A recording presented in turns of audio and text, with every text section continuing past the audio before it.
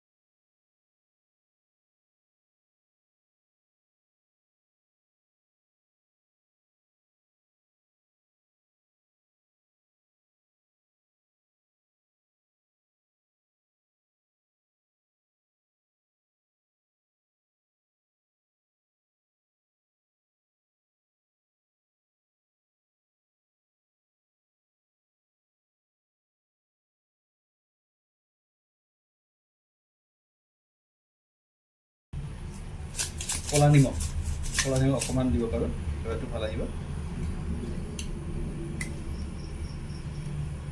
তাৰপিছত আমি ইয়াতে 1.5 চামুচ আমি তেতলি পানী এড কৰি লৈছোঁ। আমি এইটো ভালকৈ এতিয়া মিক্স কৰিম।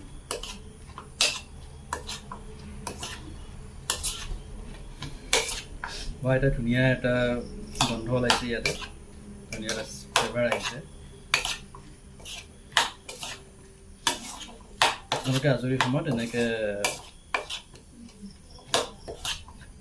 কাবলি বুটৰ চাট বনাই খাব পাৰে।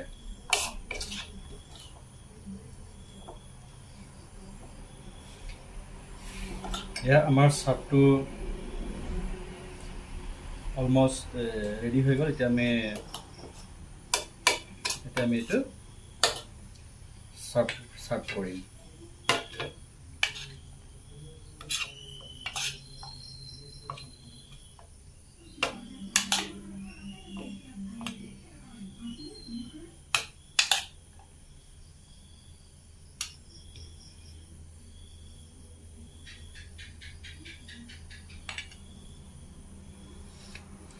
গাইজ, আমাৰ কাবলি বুটৰ চাট ৰেডি হ'ল। এতিয়া আমি এইটো খাওঁ বলক।